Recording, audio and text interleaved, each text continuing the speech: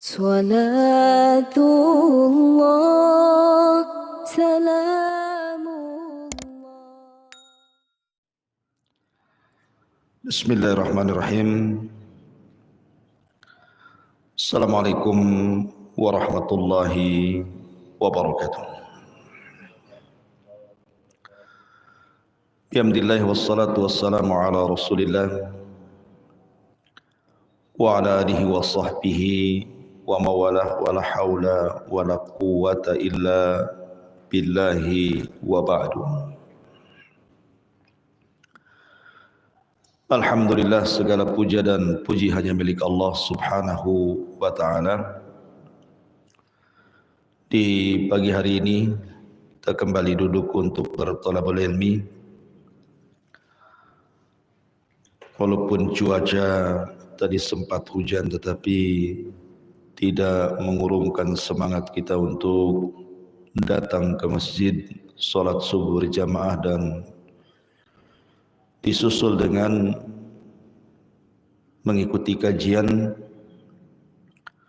Imam Syafi'i rahimahullahu ta'ala mengatakan, laisa syai'un aham ba'dal faraid min talabul ilmi. Tidak ada sesuatu yang lebih penting setelah melaksanakan kewajiban Allah daripada menuntut ilmu.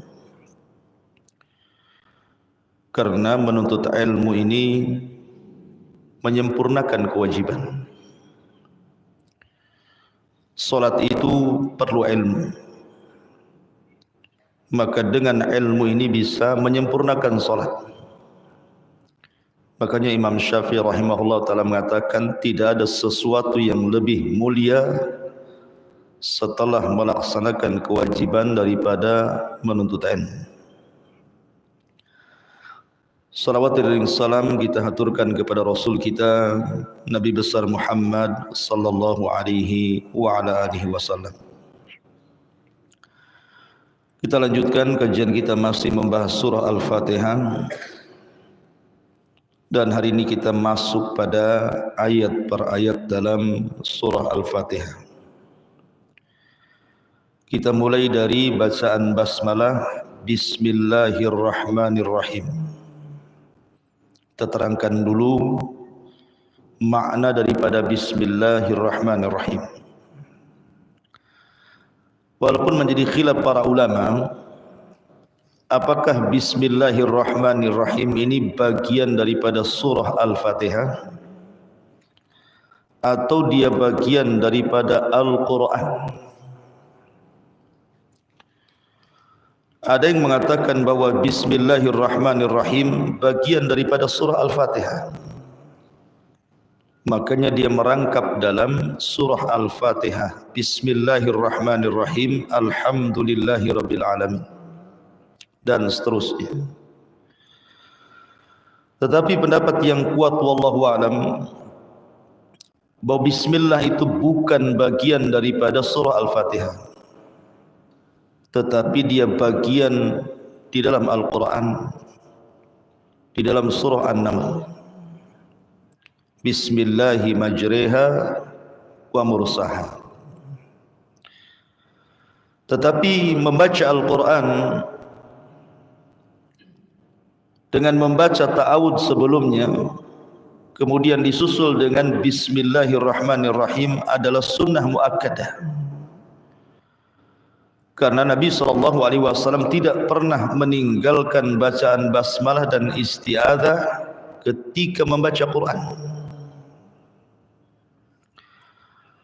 Akan tetapi ada satu surat yang tidak dianjurkan membaca basmalah. Surah apa itu? Surah At-Taubah, atau disebut dengan surah Al-Bara'ah. Surat yang menyingkap aibnya orang-orang munafik. Karena ada yang mengatakan bahwa surah At-Taubah atau Al-Bara'ah itu masih satu surat dengan surah Al-Anfal, cuman dipisah. Makanya tidak dianjurkan baca basmalah. Artinya bahwa baca basmalah dengan isti'adzah itu sangat dianjurkan di permulaan membaca surat. Tetapi kalau di tengah-tengah surat maka dicukupkan dengan isti'adzah, walaupun tanpa basmalah sudah cukup. Lalu siapa yang pertama kali mengucapkan lafaz basmalah ini? Bismillahirrahmanirrahim. Kalau dari kalangan sahabat Nabi sallallahu alaihi wasallam,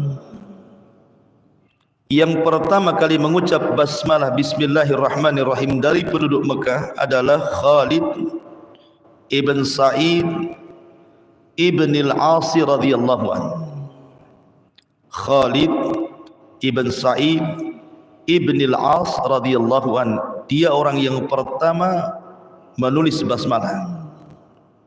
Sebagaimana riwayat Al-Imam Az-Zarqani dari Ibrahim ibn Uqbah, dia mengatakan, sami'tu Umma Khalid, aku mendengar Ummu Khalid bintu Khalid ibn Sa'id ibn As taqul, mengatakan, inna abi awal man kataba bismillahirrahmanirrahim. Sesungguhnya ayahku, maksudnya Khalid ibn Sa'id, adalah orang yang pertama kali menulis bismillahirrahmanirrahim di kota Mekah. Tetapi tentu bukan dia yang pertama kali menulis bismillah, maksudnya dari kalangan sahabat ini, karena sebelumnya sudah ada dari kalangan para nabi. Siapa? Nabi Allah Sulaiman alaihi salatu wassalam. Ketika dia membariskan pasukannya, tiba-tiba kemudian dia kehilangan burung hudhud, tidak ada dalam pasukannya. Dan burung hudhud Sulaiman itu adalah seorang arsitek, muhandis. Jadi arsiteknya burung. Tugas burung hudhud itu adalah mengintai. Jadi kalau seandainya Sulaiman alaihi salatu wassalam membawa pasukannya untuk berperang, nanti yang mengatur strategis lokasi itu burung hudhud. Dia akan mengintai dari atas kekuatan musuh berapa, termasuk ada air atau tidak, gitu ya. Jadi kondisi hudhud itu penting dalam pasukan. Makanya Sulaiman marah ketika hudhud tidak ada dalam barisan itu. Kemudian dia mengatakan, kalau seandainya hudhud tidak cepat datang, aku sembelih dia, aku azab dia, kecuali dia punya alasan yang jelas. Menunjukkan bahwa Sulaiman masih tawadhu, karena masih memberikan kesempatan hidup kalau ada alasan. Tiba-tiba datang hudhud, dikasih tahu temannya bahwa Nabi Allah Sulaiman marah dan dia akan menghukum, bahkan boleh jadi akan menyembelih kamu kalau tidak membawa alasan yang jelas. Maka hudhud kemudian menghampiri Sulaiman alaihi salatu wassalam dan mengatakan, sesungguhnya aku menghilang karena ada sebuah ilmu pengetahuan yang kau tidak tahu. Kemudian dia mengatakan, aku baru saja melihat istana. Bayangkan cepatnya terbang hudhud kala itu, karena Sulaiman berada di Palestina, sementara istana yang dilihat hudhud berada di Yaman. Berarti kan terbangnya luar biasa, itu Palestina ke Yaman. Dia mengatakan bahwa aku melihat istana yang sangat besar, rajanya aneh, perempuan, tetapi mereka menyembah matahari, menyembah berhala. Maka kemudian Nabi Allah Sulaiman pun ingin membuktikan hudhud tidak langsung percaya. Kemudian menulis surat, dan isi suratnya itulah dia pertama kali menyebut Bismillahirrahmanirrahim dari Sulaiman untuk Ratu Balqis. Sudah masuk Islam. Maka dari sini menunjukkan dari kalangan para nabi, yang pertama mengucapkan basmalah adalah Sulaiman alaihi salatu wassalam. Tetapi dari kalangan para sahabat Rasul adalah Khalid ibn Sa'id ibn al-As radhiyallahu an, dialah yang pertama kali dari penduduk Mekah yang menulis Bismillahirrahmanirrahim.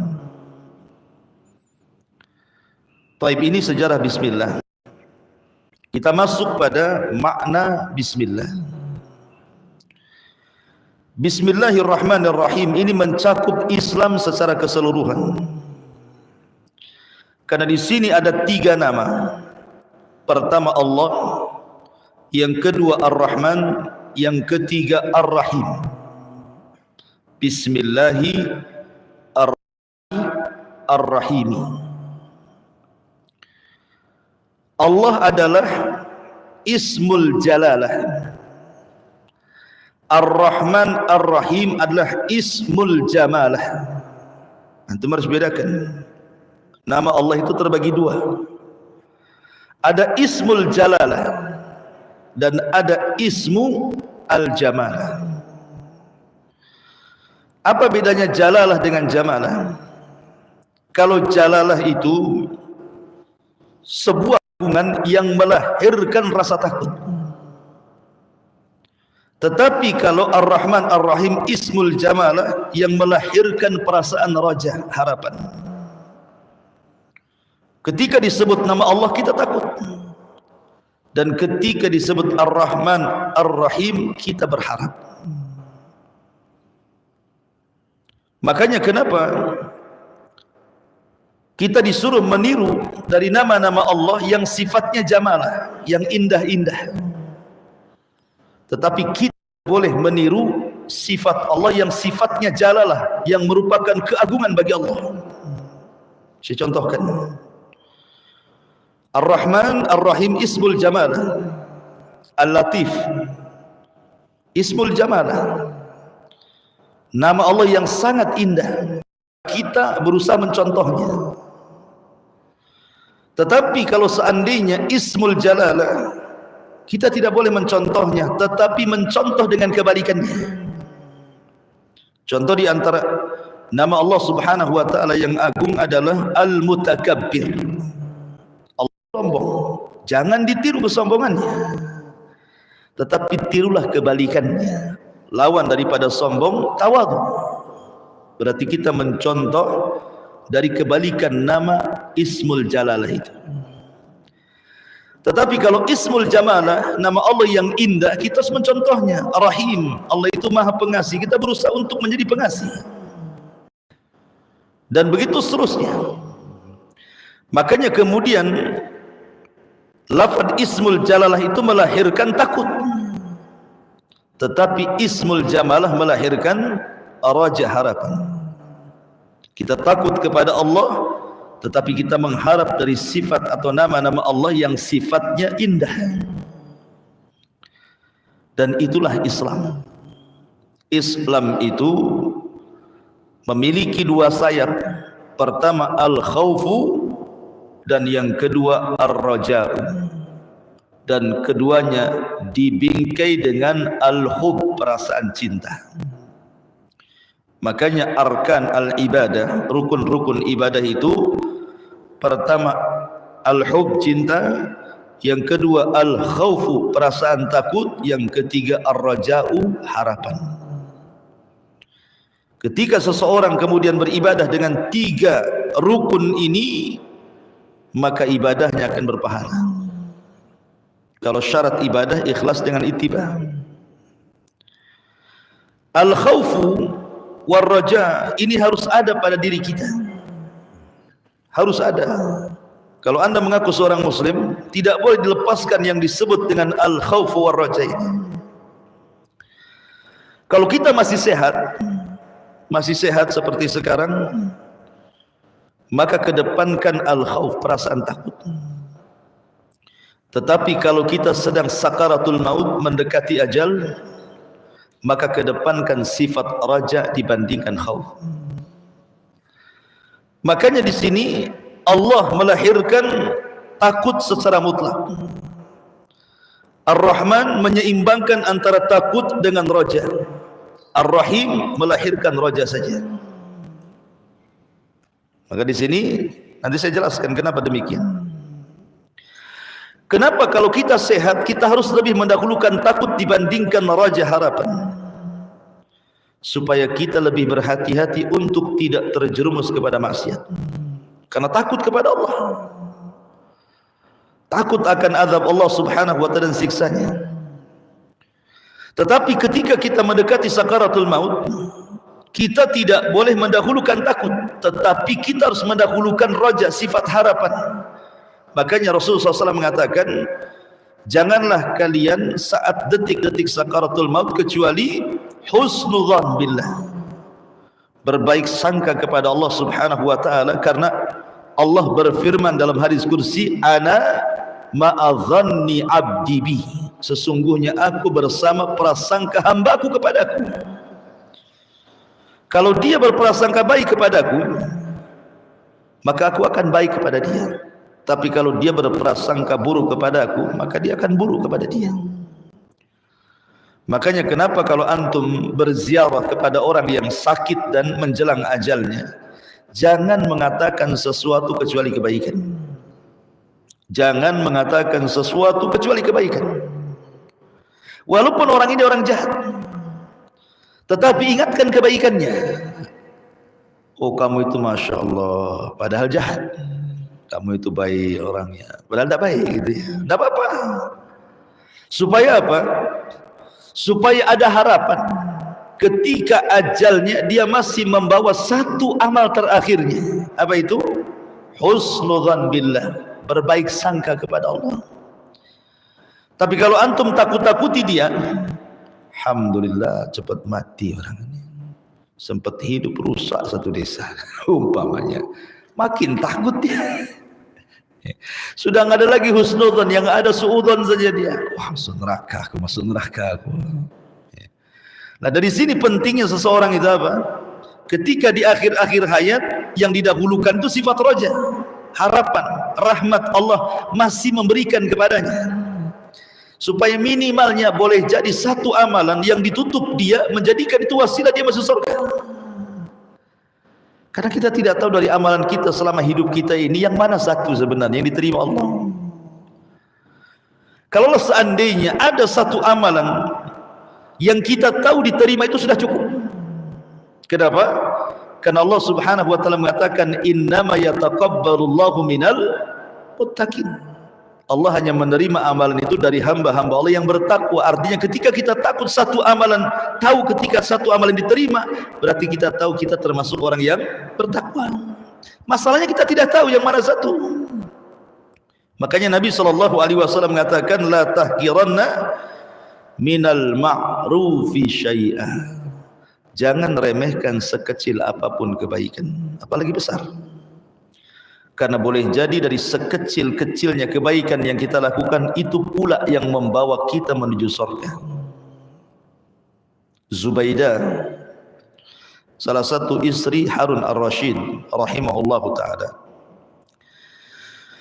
ketika dia melaksanakan haji bersama suaminya Harun ar-Rasyid, Mekah kala itu tidak seperti Mekah hari ini, susah cari air, sehingga banyak jemaah haji itu yang kehausan, bahkan sampai mati kehausan di zaman itu.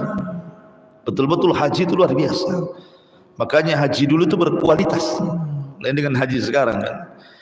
Saking susahnya orang haji, makanya haji pun dimuliakan zaman itu. Orang lewat Pak Haji aja lemas kita. Datang orang minta berkah ke Pak Haji zaman dulu ya. Karena jarang orang haji, karena hajinya pun berbulan-bulan naik kapal, kadang selamat kadang tidak. Makanya haji itu ditakuti zaman itu. Kiai saja kalau tidak ada hajinya nggak didengar ceramahnya. harus ada kahanya kiai haji, baru didengar. Kalau sekarang mah apalah, kau haji, kau juga haji. Kau satu kali dua kali aku harus dipanggil haha harusnya gitu. Gitu ya harusnya. Artinya bahwa Zubaidah ini melihat kondisi jemaah haji itu kasihan, banyak kehausan. Dari sini dia punya ide, ingin membuat dan menggali sumur mata-mata air yang terbentang dari Mina sampai ke Arafah. Dan orang Arab menyebutnya Ainu Zubaidah, mata air Zubaidah. Sampai hari ini ada bekas-bekasnya. Kan ini sejarah masalahnya. Bayangkan saja coba, ribuan jemaah haji bisa minum dari mata air yang dibangun oleh Zubaidah yang terbentang dari Mina sampai ke Arafah. Di zaman Bani Israel ada seorang pelacur memberi minum seekor anjing masuk surga. Ini yang dikasih minum bukan anjing, jemaah haji, otomatis lebih layak lagi masuk surga dibandingkan pelacur itu. Tetapi masalahnya Zubaidah ini bermimpi. Dalam mimpinya dipanggil oleh Allah Subhanahu wa taala. Kemudian ditanya, setelah dia dipanggil oleh Allah, kemudian senyum Zubaidah ini, kemudian ditanyakan kepada Zubaidah, ma fa'alallahu biki ya Zubaidah. Zubaidah, apa yang Allah lakukan kepadamu? Kok senyum? Kayaknya senang kali kau ini. Kata Zubaidah, ghafarali Rabbi, Allah telah mengampuni dosa-dosaku. Masya Allah. Abi ainin amiltiha ya Zubaidah, apakah gara-gara engkau membuat mata air sehingga ribuan jemaah haji minum dari mata air? Kata Zubaidah, al-ainu wa mal ain, mata air, apalah mata air kecil itu, bukan itu. Kita sangka Zubaidah diampuni dosa-dosanya karena amalan yang sangat besar, yang kalau uang sekarang triliunan. Karena biasanya manusia melihat orang baik itu karena amalannya tampak dan besar. Rupanya Zubaidah diampuni Allah bukan masalah itu. Kata Zubaidah, ghafarali Rabbi bi rak'ataini fi jawfil laili uhafidu alaihima. Allah mengampuni dosa-dosaku disebabkan aku menjaga 2 salat tengah malam dan aku jaga sampai aku wafat. Rupanya dengan amalan kecil yang semua orang bisa melakukannya kan. Salat malam bisa melakukan, semua orang kan bisa. Disangkanya Zubaidah diampuni dosa karena infaknya triliunan gitu, bisa memberikan minum jemaah haji. Rupanya bukan itu sebabnya, sebab kecil rupanya. Makanya terkadang ikhwatu fillah, jangan remehkan sekecil apapun kebaikan. Boleh jadi yang kecil itu mengantarkan kita ke surga. Boleh jadi ketika sakaratul maut, orang itu mendahulukan perasaan raja harapan sehingga dia mati ditutup dengan husnudzon, berbaik sangka kepada Allah. Itu pula yang mengantarkan orang jahat ini masuk surga. Kita tidak tahu. Makanya kenapa Allah mengatakan wala tamutunna illa wa antum muslimun. Janganlah kalian mati kecuali dalam keadaan muslim, yang senantiasa diawali dengan hub, perasaan cinta, kemudian rasa takut, dan diakhiri dengan raja, pengharapan. Itulah makna bismillahirrahmanirrahim. Ma'asyiral muslimin yang dimuliakan Allah Azza wa Jalla, bismillahirrahmanirrahim. Bismillah di sini ada ba, harfu jarrin. Orang Arab tidak biasa memulai kata itu dengan harfu jar, sehingga harus ada kalimat makhdhuf sebelumnya, kalimat yang disembunyikan sebelumnya. Apa kalimat yang disembunyikan sebelum ba di sini? Biasanya sebuah ucapan atau perbuatan. Aktubu bismillah, aqulu bismillah, gitu. Seolah-olah ketika kita sebelum mengucapkan basmalah ada perbuatan yang kita ucapkan. Ketika saya menulis bismillah dengan menyebut nama Allah. Kemudian saya mengeluarkan kata-kata hendak berdakwah dengan bismillah, dengan menyebut nama Allah. Jadi ada fiil, perbuatan, atau ada kaul, ucapan yang mendahului kalimat bismillah. Karena orang Arab tidak terbiasa mendahulukan kalimat itu dengan harfu jarrin, sehingga ada perbuatan yang mengiringi sebelumnya. Dan bismillah itu memiliki 2 faedah. Ba dalam bismillah itu memiliki 2 faedah. Pertama, ba di sini disebut musahabah dan memiliki makna al-isti'anah. Dengan menyebut bismillah itu kita meminta pertolongan agar apa yang kita tulis, agar apa yang kita lakukan selamat. Karena bukan hanya selamat, tetapi ba dalam bismillah itu juga memiliki makna berkah, selamat dan berkah. Itu yang kita carikan di dunia ini, selamat dan berkah. Makanya kalau orang datang kepada antum memulai dengan kata-kata dan tidak memulai dengan salam, jangan dijawab. Kalau ada orang datang langsung ngomong nggak ada salam, jangan dijawab. Tapi kalau dia mengucapkan assalamualaikum, kita jawab waalaikumsalam warahmatullah, kemudian dia ngomong baru kita jawab. Kenapa? Karena keselamatan itu penting. Selamat itu penting. Dan keselamatan itu inti kandungan daripada isti'anah, meminta pertolongan. Sebesar apapun masalah ikhwan, kalau Allah terlibat dalam permasalahan kita, pasti Allah carikan jalan keluarnya. Tapi sekecil apapun masalah, kalau Allah tidak ikut campur tangan dalam menyelesaikannya, gak akan ada jalan keluarnya. Karena semua pertolongan Allah. La bismillah ini faedahnya adalah supaya setiap perbuatan kita ditolong oleh Allah. Karena begini ikhwan, setiap pekerjaan itu ada risiko. Ada risiko. Nelayan bisa tenggelam. Orang kerja di jalan, supir taksi, ojol dan yang semacamnya bisa tabrakan, tidak nabrak ditabrak. Apalagi zaman sekarang yang namanya nabrak-menabrak itu luar biasa. Kita pelan-pelan berusaha untuk tidak nabrak dan tidak ditabrak juga.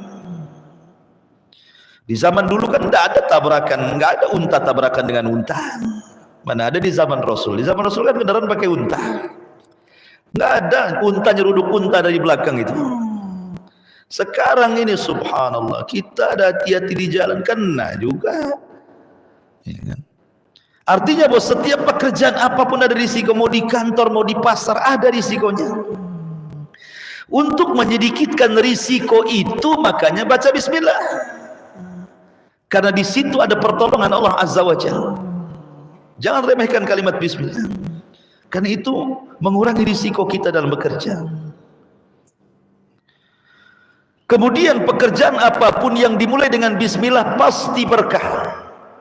Makanya kenapa ketika kita makan saja, kalau tidak baca basmalah, madarat makanan itu.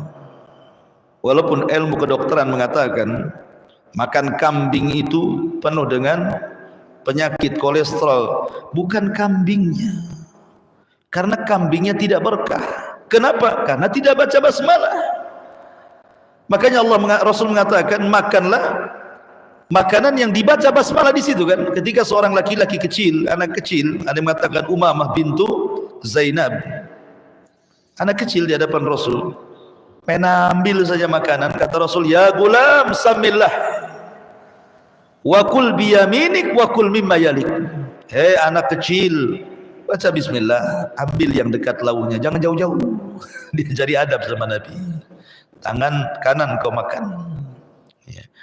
Artinya bahwa keberkahan itu penting. Kalau antum satu nampan makan gitu ya, antum ingatkan saudara antum, baca bismillah lah dulu kita.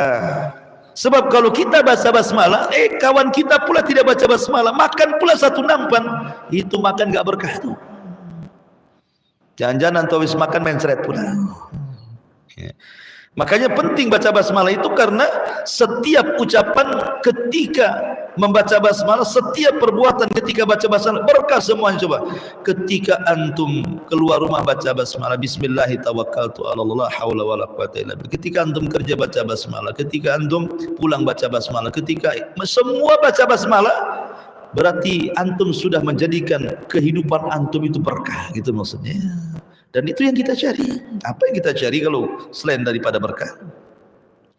Makanya Nabi Ayub alaihi salatu wassalam ketika disembuhkan penyakitnya oleh Allah Azza wa Jalla, kemudian Allah hujani dengan belalang emas. Belalang emas. Sampai lumbung-lumbung padinya penuh dengan belalang emas. Kemudian dia ke sungai hendak mandi, banyak belalang, masih dikutip juga itu belalang emas itu. Padahal sudah banyak satu lumbung. Allah mengatakan, ya Ayub, masih kurangkah nikmat yang sudah berikan kepadamu? Ayub alaihi salatu wassalam mengatakan, bukan itu yang kurang, tetapi aku merasa kurang dari berkahmu. Jadi Ayub mencari berkah. Makanya penting membaca basmalah itu karena pertama isti'anah yang mengandung keselamatan di dalamnya, dan yang kedua mencari berkah. Ini lafaz ba dalam bismillah. Kemudian bismi itu artinya kalimat ismi itu diambil dari 3 macam kalimat. Ada yang mengatakan ismi, bismi, ismi itu artinya adalah sumu. Sumu itu diambil dari kata sama, artinya ma fawqa ra'si fahuwas sama. Sesuatu yang di atas kepala itu disebut sama, langit. Sama itu kan langit artinya. Apa sih langit dalam bahasa Arab? Ma fawqa ra'si fahuwas sama. Sesuatu yang di atas kepala itu disebut langit. Artinya nama itu, nama ismun itu kan nama artinya. Masmuka, siapa namamu? Terkadang sebuah nama itu bisa meninggikan pelakunya dan bisa juga merendahkan. Makanya penting seseorang itu memberi nama, karena nama itu terkadang mengangkat pemilik namanya. Karena ismi itu diambil dari kata sumu, lebih tinggi daripada orangnya. Dulu ingatkan zaman-zaman dulu kalau orang desa ke kota, kenalan pakai nama desa itu malu kayaknya. Mau bilang Joko itu malu. Akhirnya siapa namanya? Freddy. Dulu kan, zaman dulu kan itu ya. Biasanya kan malu dia kalau sebut-sebut nama desa. Kalau sekarang ya biasa saja. Presiden kita juga Pak Jokowi. Masyurul muslimin yang dimuliakan Allah Azza wa Jalla. Artinya bahwa nama itu mengangkat pemiliknya. Karena ismun itu, bismi itu diambil dari sumu. Sementara sumu itu artinya sama. Dan sama itu ma fawqa ra'si fahuwas sama. Tinggi. Dan nama-nama Allah subhanahu wa ta'ala maha tinggi. Ada juga yang mengatakan bahwa ismi itu diambil daripada simah. Simah itu artinya tanda. Simah itu artinya alamat. Alamat gitu ya. Dan ingat bahwa seseorang mengetahui seseorang itu kan karena ada alamatnya. Antum kenal saya karena antum kenal nama saya. Dan kalau nggak kenal nama saya, macam mana antum kenal saya? Ya pernah lihat lah, tapi tidak tahu namanya, gitu. Gitu ya biasanya kan. Ketika kita sudah tahu namanya, berarti kita tahu alamatnya. Dan mengetahui nama itu adalah sebuah keistimewaan. Kenapa Adam dimuliakan daripada malaikat? Kenapa? Karena wa'allamal asma kullaha. Allah ajarkan nama semuanya. Ini gunung, ini lautan, ini planet, ini bulan, ini matahari. Malaikat tidak tahu. Malaikat hanya tahu itu ciptaan Allah, selesai. Tapi satu-satunya tidak tahu namanya. Tapi Adam diajarkan oleh Allah sampai rinci. Ini lautan, ini sungai, ini pohon, ini kucing, ini ayam, ini kambing, ini sapi, ini unta, ini harimau, ini gajah. Semua tahu. Malaikat tidak tahu. Malaikat itu ciptaan Allah, selesai. Itu makhluk. Karena Adam kemudian diberikan nama, dan nama adalah sebuah alamat bagi yang diberi nama. Makanya kemudian Adam ditinggikan oleh Allah Azza wa Jalla. Makanya ingat, kita bedakan nama-nama jahiliyah dengan nama-nama setelah Islam kan. Nama orang jahiliyah itu ngeri-ngeri. Kalbun, anjing. Asadun, itu nama-nama jahiliyah tuh. Nama-nama binatang rata-rata. Ya, Haidarah, macan hutan. Seperti Ali radhiyallahu an, ketika belum diberi nama ayahnya Abu Talib Ali, ibunya memberi nama Haidarah. Haidarah itu macan hutan. Makanya dia berbangga ketika melawan Marhab di perang apa itu? Khaybar. Dia mengatakan apa? Ana alladhi sammatni ummi Haidarah kalaisi ghabatin karihin mandarah, katanya. Tahukah engkau siapa aku? Aku adalah orang yang ibuku ngasih nama macan hutan. Mau apa kau, katanya. Digertak sama Ali gitu ya. Orang-orang jahiliyah kan begitu, ngasih nama kalbun, asadun. Ada juga Abdus Syamsi, seperti Abu Hurairah kena Abdus Syamsi namanya, hamba matahari. Setelah kemudian masuk Islam, Allah ganti dengan Abdurrahman. Karena suka kucing jadi Abu Hurairah pula dia. Ya. Saya pula kadang-kadang di YouTube Ustaz Abu Hurairah, Abu Humairah, salah dia. Gitu. Waktu ini muliakan Allah Azza wa Jalla. Atau dia kata sima. Sima itu ya tanda unta. Kalau orang Arab itu, ini unta saya dikasih tanda, dikasih stempel. Jadi Bismillahi itu diambil dari sumu atau dari kata simah atau di kata-kata wasmun. Bismillah, Bismillahi dengan menyebut nama Allah. Allah itu diambil dari kata, ada yang mengatakan Allah itu jamid, ada yang mengatakan mustaq. Jamid itu tidak ada pecahannya. Allah ya Allah gitu maksudnya. Seperti batu, jamid itu ya batu gitu. Tapi juga ada yang mengatakan ada mustaqnya, ada pecahannya. Diambil dari kata ilah.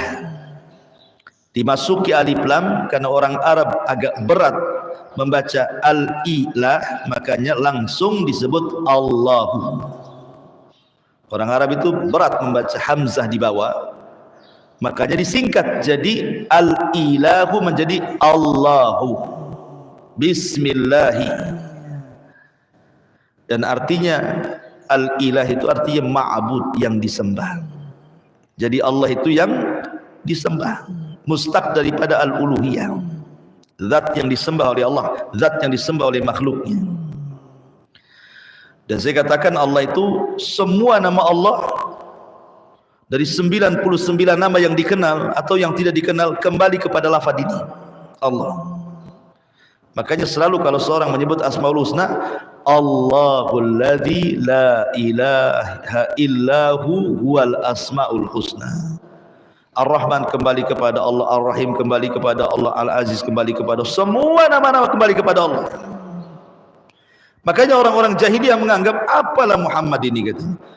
Dia mencela kami, tidak boleh menyembah patung lebih daripada satu, mencela Khubal, mencela Manat, mencela dia sendiri banyak Tuhannya. Maksudnya apa? Ketika menyebut Ar-Rahman disangkanya Tuhan lain, ketika menyebut Ar-Rahim disangkanya Tuhan lain. Tidak, semua nama-nama kembali kepada Allah. Semua nama-nama kembali kepada Allah. Karena makhluk saja walillahi masalul a'la. Makhluk saja terkadang ada satu orang namanya banyak. Apalagi nama teroris itu. Kadang-kadang banyak abu. Padahal dia juga gitu ya. Supaya orang nggak tahu kan. Sampai kita pula yang diawali abu pula disangka teroris pula. Gara-gara teroris mulai kalimat abu. Abu itu kunyah. Sampai di Bengkong itu karena banyak ikhwan-ikhwan tinggal di situ, Pak RT mengatakan itu gang abu-abu katanya. Karena banyak abu ini, abu ini. Subhanallah ikhwan. Ya. Artinya bahwa abu itu kunyah. Kunyah itu ya sunnah hukumnya. Abu Umar yang belum balik saja, anak kecil dipanggil Abu Umar. Ya Aba Umar, ma fa'alan nugar, kata Rasul. Hei Aba Umar, apa yang lakukan burung musi nugar itu? Kata Abu Umar, mati Rasul. Kenapa keceki kan gitu ya. Artinya bahwa anak kecil dipanggil Abu Umar. Padahal Abu Umar mana punya anak Umar? Kecil nikah aja, belum balik pun, belum, tapi sudah dapat kunyah Abu Umar. Itu kunyah, bukan nama teroris. Ya. Masyurul muslimin yang dimuliakan Allah Azza wa Jalla. Kalau nama teroris payah kita. Abu Bakar. Nah mungkinlah Abu Bakar itu kan nama kunyah. Abu Hafsin Umar bin Khattab, Abu Abdillah Utsman bin Affan, Abu Turab Ali bin Abi Thalib. Kan itu ada kunyahnya masing-masing. Ya. Makanya kalau antum punya kunyah bagus sekali. Baik laki-laki atau perempuan. Ummu Abdillah Aisyah. Padahal tidak punya anak namanya Abdullah. Nah kenapa Aisyah disebut Ummu Abdillah? Abdillah itu Abdullah bin Zubair, anak daripada Zubair bin Awam. Zubair bin Awam nikah dengan saudarinya Aisyah namanya Asma, punya anak namanya Abdullah, suka digendong Aisyah, maka disebut Ummu Abdillah. Ya. Kunyah Aisyah radhiyallahu anha. Ummu Sulaim, Ummu gitu ya. Ada gang abu-abu, ada gang Ummu gitu. Nanti ini masjid abu-abu pula, karena semua abu semua namanya. Taib. Bismillah, jadi Allah itu semua nama kembali kepada lafaz Allah. Beda dengan Ar-Rahman Ar-Rahim, sama-sama memiliki sifat rahmat. Rahman memiliki sifat rahmah. Rahim memiliki sifat rahmah. Sama-sama punya rahmat di sini. Artinya apa? Setiap nama pasti ada sifatnya. Tapi tidak semua sifat harus ada nama. Itu kaidah itu. Setiap nama terkandung sifat, tapi tidak semua sifat dijadikan nama. Lah Allah Subhanahu wa taala disifati dengan sifat Rahman dan sifat Rahim.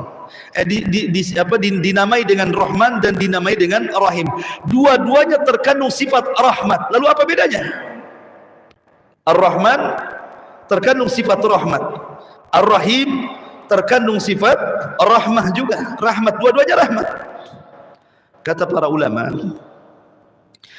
setiap perbuatan fi'il, setiap isim yang mengandung waznu fa'lan, ar-Rahman fa'lan, itu biasanya ada berhentinya.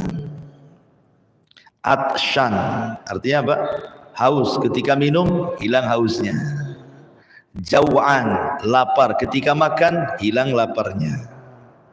Apalagi mardhan, sakit, ketika minum obat hilang sakitnya. Setiap wazan fa'lan pasti ada batas waktunya. Tetapi sifat fa'il, rahim, itu daimumah, tidak ada batasnya. Itu yang membedakan Rahman dengan Rahim. Karena Rahman itu mencakup mukmin dan kafir. Kalau Rahim hanya untuk orang-orang yang beriman saja. Jadi Rahman itu terkandung sifat rahmat, dan rahmat daripada Rahman ini mencakup semua makhluk. Mau mukmin, mau kafir, mau binatang, mau makhluk Allah semua terkena sifat rahmat. Tetapi kalau Rahim tidak. Dia hanya khusus untuk orang-orang yang beriman saja. Dan kasih sayangnya Allah kepada orang kafir hanya di dunia saja. Ketika meninggal dunia terputus rahmatnya.